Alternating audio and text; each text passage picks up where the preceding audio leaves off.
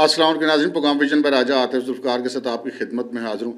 लें जी, पार्लिमान ने ऐसा धोबी पटका मारा है कि कड़ाके निकाल कर रख दिए हैं और चीखें अडयाला जेल से ऐवान हाय अदल तक बुलंद हो रही हैं, इसलिए कि बहुत बड़ा रंदा फेर दिया गया है। अब कल क्या होने वाला है, ये सवाल बहुत अहम है। ये तमाम तफसीलात एक्सक्लूसिवली आपके साथ हम शेयर करते हैं इस व्लॉग के अंदर।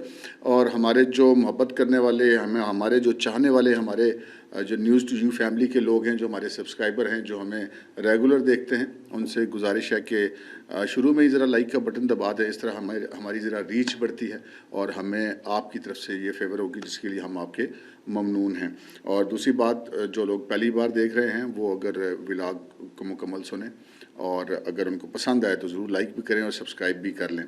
अच्छा जी, प्रोग्राम का बाकायदा आगाज़ करते हैं। सब तरफ जो है वो ख़बरें ये चल रही थी, हम भी इसी के इंतज़ार में थे कि भाई सुप्रीम जुडिशल कमीशन का जो है वो कल इजलास है नए चीफ़ जस्टिस की ज़ेर सरबराही में, और उसमें बहुत बड़ी बड़ी चीज़ें जो हैं वो आनी हैं। और जो हालात दिखाई दे रहे थे वो ये दिखाई दे रहे थे कि अब मतलब चीफ़ जस्टिस साहब के दिल में क्या है ये तो हम नहीं जान सकते। आगे आने वाले दिनों के अंदर जो उनके एक्ट होंगे वो मज़ीद क्लियरिटी लाएंगे। लेकिन इस वक्त सिचुएशन ये नज़र आती थी कि उनके चीफ़ जस्टिस वो बन गए नई 26वीं आईनी तरमीम के नतीजे में। और जो उनसे सीनियर दो जजेस थे, जस्टिस मंसूर अली शाह और जस्टिस मुनीब अख्तर, ये लग रहा था कि वो रिज़ाइन कर जाएंगे। लेकिन उन्होंने जब रिज़ाइन नहीं किया तो फिर जैसे कहते हैं ना कि वो कहते हैं कि सबकी टलियाँ खड़ गई कि भाई कोई ना कोई गड़बड़ है। उसके बाद क्या हुआ? उसके बाद ये है कि चीफ जस्टिस साहब ने उन दोनों को प्रैक्टिस एंड प्रोसीजर कमेटी का हिस्सा बना दिया। अच्छा, सिर्फ बात यहीं तक नहीं रुकी, बल्कि वो तमाम इक़दामात जो साबिक चीफ जस्टिस ने किए थे सुप्रीम कोर्ट के अंदर, उन सब को उन्होंने अनडू कर दिया, स्पेशली जस्टिस मंसूर अली शाह के हवाले से। अच्छा, अब ये मामला था और अब जो है वो सारी जो है वो ख़बरें इस तरह की आ रही थी कि जनाब वो सुप्रीम कोर्ट में जो हुकूमत चाह थी, सीधी सी बात है भाई, लड़ाई है, और जब लड़ाई होती है तो फिर उसमें सारा कुछ जायज़ हो जाता है। अब नज़र ये आ रहा था कि जनाब ये इस लड़ाई में जो इमरान खान और इमरान खान की पार्टी और इमरान खान के जो हामी जजेस हैं, वो जो है वो उन्होंने एक नया जो है वो एक चीज़ सामने ले आए। और इस सारी कहानी के अंदर मौलाना फजल रहमान साहब का भी इस्तेमाल हुआ। मौलाना फजल रहमान साहब के इस्तेमाल से ना सिर्फ ये कि मिलिट्री कोर्ट से ये बच पाए, हुकूमत के साथ नेगोशिएशन हुई 26वीं तरमीम के हवाले से, बल्कि इस्लामाबाद हाई कोर्ट के जो जजेस थे, जो कि तकरीबन सारे के सारी मतलब शदीद किस्म के उनके बारे में ये अमूमी तासुर है कि वो इमरानदार हैं और उनको रोटेशन पर लाना था, लेकिन वो नहीं लाया जा सका। वजह मौलाना फजल रहमान की मुज़ाकरात। लेकिन ऐन वक्त पे पाकिस्तान तहरीक इंसाफ ने जो है वो मुतफ़िका जो वो सारी अपनी मर्ज़ी की तरमीम में से चीज़ें हज़फ करवाने के बाद भी उन्होंने वोट नहीं दिया और मौलाना फजल रहमान साहब ने वोट दे दिया। मौलाना फजल रहमान साहब सियासी आदमी है, इधर भी राज़ी रखते हैं, उधर भी राज़ी रखते हैं। लेकिन बाद में पता चला कि बात सिर्फ इतनी नहीं थी कि तरमीम का मामला, बल्कि मौलाना फजल रहमान साहब जो मुज़ाकरात करते रहे हुकूमत से और PTI से, उन मुज़ाकरात में वो बाकायदा इमरान खान की अहलिया बुशरा बीबी की लिए डील लेने में भी कामयाब हुए और वो उनका बेसिकली वो ख़ुद ज़ामिन बने इमरान खान के। लेकिन उसके बाद क्या हुआ? उसके बाद ये हुआ, हमने आपको कल खबर दी थी अगरचे कि ये खबर 2 दिन पुरानी थी लेकिन एक्सक्लूसिव थी हमारे पास, हमने आपके साथ शेयर कर दी कि इमरान खान साहब ने अपनी जो 1-2 दिन पीछे जो मुलाकातें हुई थी, उन्होंने अपनी पार्टी के लोगों को कह दिया था कि भाई मौलाना पे एतमाद नहीं करना। और हमने आपसे अर्ज़ की थी कि इमरान खान साहब ने सारी उम्र एहसान फरमोशी की है लोगों की, जिस बंदे ने उनके साथ एहसान किया तो उसको फिर उन्होंने टीका ज़रूर लगाया था। मौलाना फजल रहमान को टीका लगने का वक्त आ गया, लेकिन शायद कुदरत मौलाना फजल रहमान साहब के ऊपर अभी मेहरबान है। और वही मौलाना फजल रहमान जिनको भी कल तक PTI ये सोच रही थी कि एक बार फिर उनको डीजल के नारे लगाए जाए और उनकी ट्रोलिंग स्टार्ट कीजिए, लेकिन आज फिर ऐसी चीखें निकली हैं कि उन्होंने फिर मौलाना साहब को सदाएँ देनी शुरू कर दी हैं। और बाकायदा जो साबिक स्पीकर और PTI के रहनुमा असद कैसर, उन्होंने तो आज पार्लियामेंट के बाहर मीडिया से गुफ्तगू करते हुए कहा कि जनाब हम तो मौलाना की बड़ी इज़्ज़त करते हैं और हम उनके साथ मिलकर लाहे अमल तय करेंगे। अब हम अवामी असम्बलियाँ लगाएंगे इसलिए कि उनके पास और कोई ऑप्शन नहीं रहा। हुआ क्या है और वो कितना जो है वो एक्सपेक्टेशंस क्या थी, हुआ क्या है और वो कितना मोहलक होगा, پاکستان تحریک انصاف کے لیے، عمران خان کے لیے اور ان کے حامی ججز کے لیے، یہ ہم آپ کے ساتھ شیئر کرتے ہیں۔ تو اس سے پہلے میں آپ کو آپ کے ایسے ایک دو خبریں آپ کے ساتھ تھوڑی سی شیئر کر لیتا ہوں۔ ایک خبر تو یہ ہے کہ آج 190 ملین پاؤنڈ کیس کی سماعت تھی سینٹرل جیل اڈیالہ میں، جہاں عمران خان صاحب کو پیش کیا گیا۔ بشرا بی بی جو ہیں وہ بھی آئیں، اور ناصر جاوید رانا احتساب عدالت کے جج وہ انہوں نے جا کے عدالت لگائی جیل کے اندر۔ لیکن ہوا کیا؟ ہوا یہ کہ جو بشرا بی بی کے وکیل تھے عثمان ریاض گیل، جو سب سے اہم وکیل تھے آج کی سماعت میں، وہ عدالت میں حاضر نہیں ہوئے، اس لیے کہ 34 گواہوں کی جو ہے وہ 33 کی جرا اور بیان مکمل ہو چکے۔ آخری جو گواہ ہیں وہ انویسٹیگیشن آفیسر ہیں، ان کے اوپر بھی ان کا بیان مکمل ہو چکا، ان کے اوپر عمران خان کے وکلاء کی جرا مکمل ہو چکی۔ صرف بشرا بی بی کے وکلاء کی جرا مکمل جو عثمان ریاض ان کا بنگاہ نہیں ہے، ان کی طرف سے جرا مکمل نہ کیے جانے پر 36 سماعتیں ملتوی ہو چکی ہیں۔ آج 36ویں بار سماعت ملتوی ہوئی ہے، اور اس لیے کہ وہ جس وکیل نے جرا کری تھی وہ نہیں آیا، باقی سارا وہ جسے کہتے ہیں جمع غفیر جو ہے وہ آگے ہوا تھا۔ اچھا، اب یہ ہوا کہ جب کہا گیا کہ وہ نہیں تھے اور مقدمے کی سماعت ملتوی کرنی پڑی، تو اس پہ نیب کے جو پروسیکیوٹر ہیں انہوں نے اعتراض کیا۔ ان کا جناب بات یہ ہے کہ ایک آخری گواہ ہے، 36ویں سماعت ہے، 36 بار تو یہ آ چکا بندہ صرف ایک وکیل کے لیے، باقی تو اس سے پہلے بھی وہ آتے رہے ایک وکیل کی بحث مکمل کرانے کے لیے، تو وہ اب یہ جان بوجھ کے غیر ضروری تول دیا جا رہا ہے۔ تو اس پر جو ہے جج صاحب انہوں نے یہ حکم جاری کیا کہ جی بدھ کے روز صبح 10 بجے تک کا آخری میں ٹائم دے رہا ہوں، اور 36 بار سماعت ملتوی کرنا کو خالد جی کا گھر تو نہیں ہے، ان کا بدھ کے روز 10 بجے تک سماعت ملتوی کر رہا ہوں، اور اگر اس کے وقت بھی انہوں نے اپنی بحث مکمل نہ کی تو ہم ان کا حق جرا ختم بھی کر سکتے ہیں۔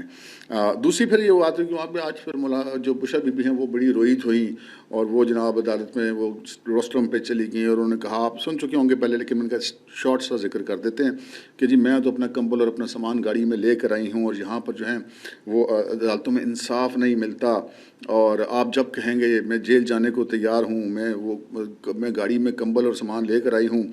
انہوں نے کہا کہ ہمارے وکلاء سمیت تمام وکلاء وقت ضائع کرتے ہیں، اور کیا جو اندر بیٹھا ہے وہ انسان نہیں ہے؟ میں عدالت آئندہ نہیں آؤں گی، اس لیے کہ یہاں پر ناانصافیاں ہوتی ہیں، اور عمران اور مجھے ناانصافی پر سزا دی گئی ہے، انصاف تو ہے ہی نہیں، میں تو اس کے لیے نہیں آئی۔ اچھا، خیر یہ باتیں ساری سنی جج صاحب نے، لیکن جج صاحب نے آگے سے کوئی بات نہیں کی۔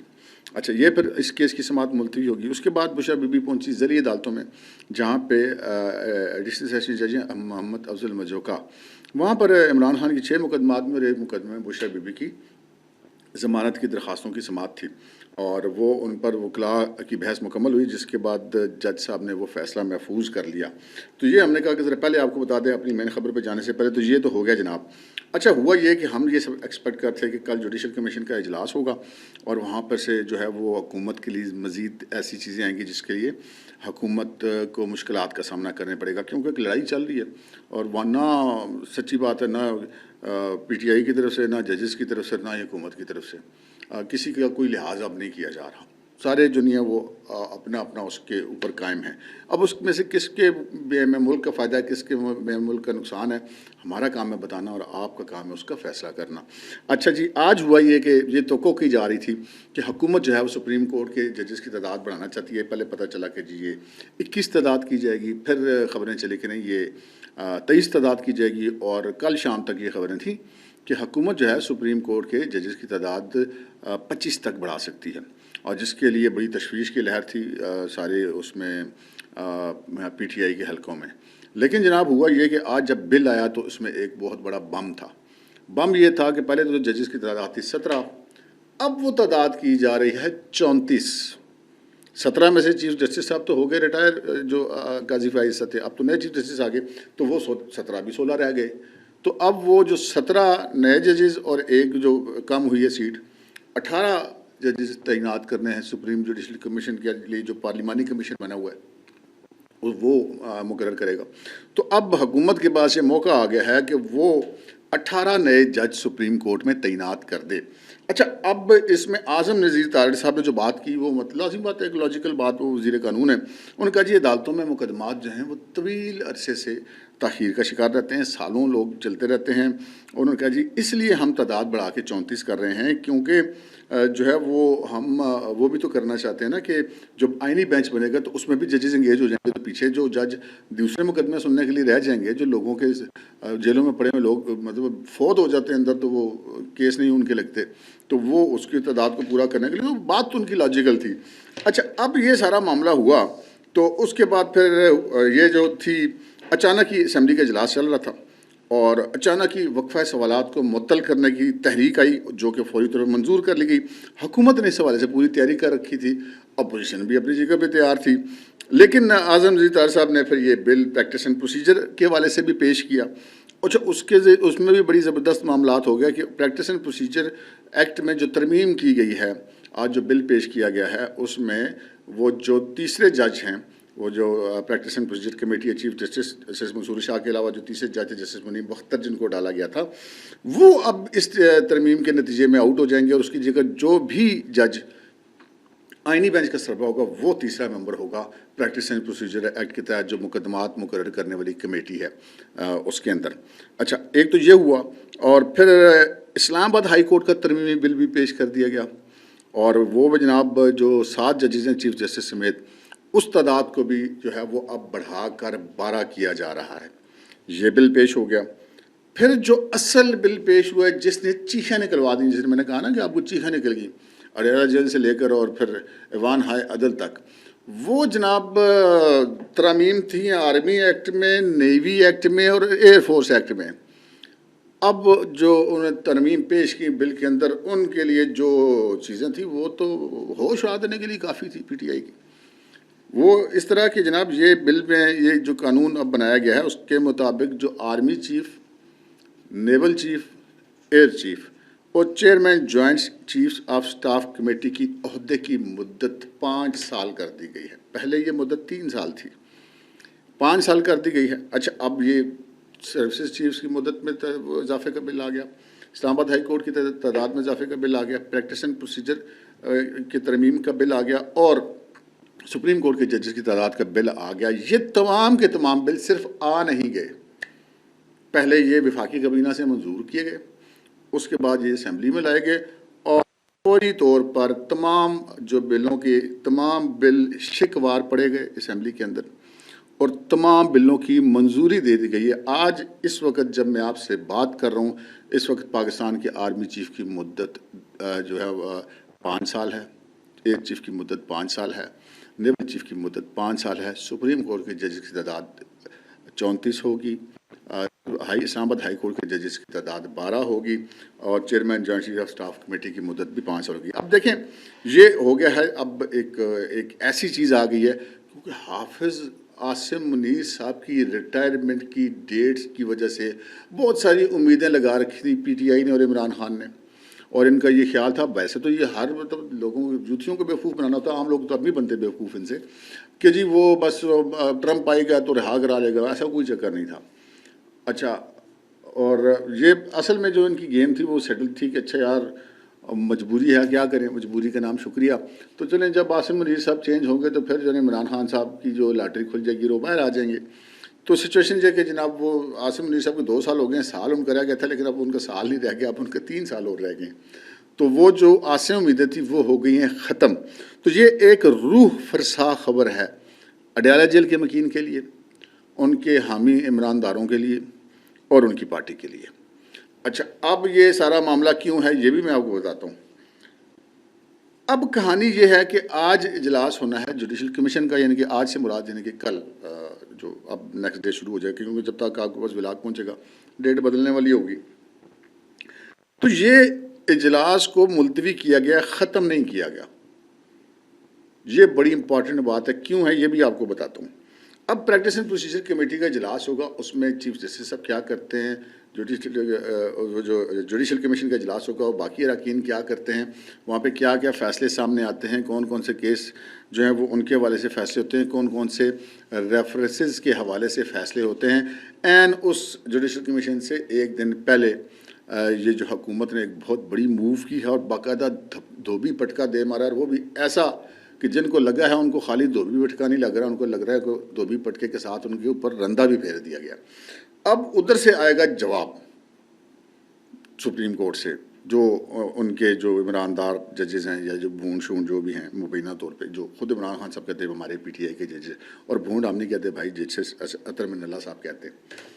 تو وہاں کے بعد اب اس اجلاس کو صبح 11 بجے تک ملتوی رکھا گیا ہے، اور اب 11 بجے اجلاس جاری ہوگا، اور سپریم کورٹ سے اگر کوئی اور موو آئی تو سپریم کورٹ کا ان سیشن ہوگا، اسی طرح جو بھی کارروائی ہوگی اس میں وقفہ کیا جائے گا، اور مزید کوئی نہ کوئی اس کے مطابق نیا قانون منظور کر دیا جائے گا۔ تو یہ ہے پارلیمان کی طاقت۔ تو پارلیمان میں یہ طاقت ہے، اسی طاقت کو مس یوز کر کے عمران خان صاحب نے آدھے گھنٹے میں پتہ نہیں کتنے 52 کے 53 بل منظور کروائے تھے، جن میں سے پاکستان کا آئی ایم ایف، پاکستان کا state bank I M F کے کنٹرول میں دے دیا گیا تھا۔ عمران خان صاحب تو اس ملک کے ساتھ یہ کر کے گئے ہیں۔ یہ حکومت جو کر رہی ہے بہرحال اس میں ملک کا کوئی نقصان نہیں، اس میں ملک کا فائدہ ہی ہے، اس میں استحکام آئے گا۔ آج دیکھیے کہ آپ کی جو سٹاک مارکیٹ ہے وہ 92,000 پوائنٹ سے اوپر چلی گئی ہے۔ آج 2.5% شرح سود کو اور کم کر دیا گیا ہے۔ اب پاکستان معیشت کے میدان میں ڈیفالٹ کے خطرے سے نکلنے کے بعد آگے بڑھ رہا ہے۔ میں نے آپ سے عرض کی تھی کہ صرف اکتوبر کے مہینے میں تاریخ میں پہلی بار پاکستان کا ایکسپورٹ بل جو ہے وہ اس کی ریمیٹنس جو ان کو ملے، ایکسپورٹ سے جو ان کو آمدنی ہوئی وہ $3 ارب کی تھی، پاکستان کی چیزیں جو باہر گئیں۔ اب وہ چیزیں ساری آگے بڑھ رہی ہیں۔ اب اس کی پیچھے کیا کہانی ہے ساری، یہ میں آپ کو بتا دیتا ہوں۔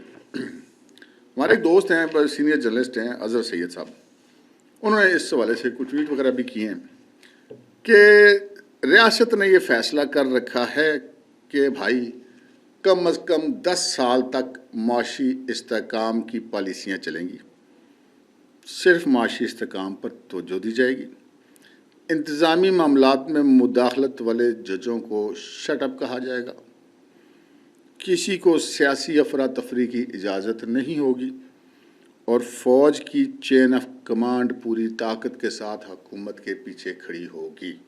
یہ وہ فیصلے ہیں جو ہماری اسٹیبلشمنٹ کی طرف سے جو ہیں وہاں پر یہ کیے جا چکے ہیں، ہماری ریاستی جو ادارے ہیں وہ یہ فیصلہ کر چکے ہیں۔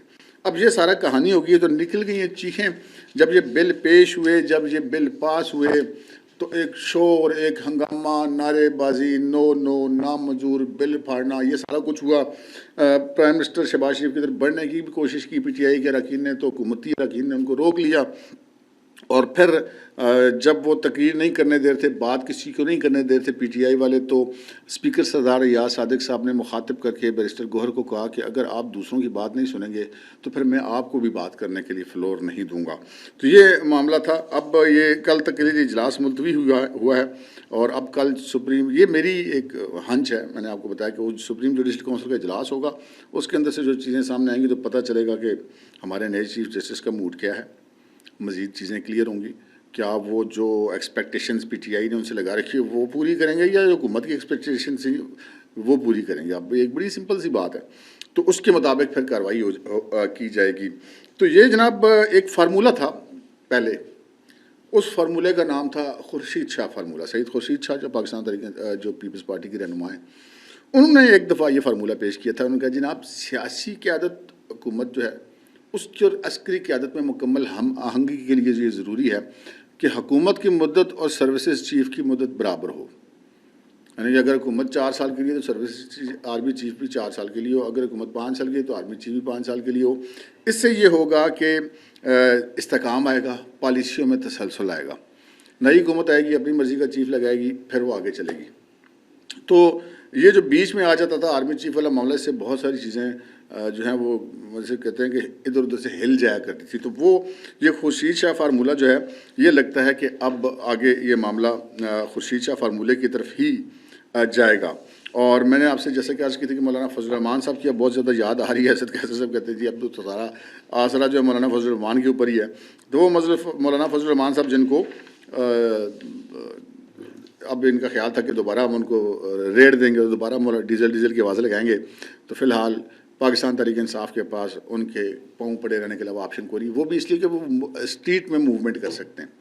باقی اب پارلیمان کے اندر جو قانون سازی ہے وہ نہ مولانا واپس کرا سکتے ہیں، نہ ہی پی ٹی آئی کوئی ایسا کر سکتی ہے۔ اب پی ٹی آئی کہ اپنی اسٹریٹ پاور تو ہے نہیں، وہ بالکل فارغ ہو چکے ہیں. ان کا ٹوٹل جو زور ہے جو عدالتوں کے اندر جو ان کے جو لوگ بھرے ہوئے تھے، بھرے ہوئے ہیں، وہ ان کے اوپر ہی سارا آسرا تھا. تو اب وہ آہستہ آہستہ جو ہے ان اثرات کو زائل کرنے کی کوششیں کی جا رہی ہیں. تو یہ لڑائی ابھی جاری رہے گی.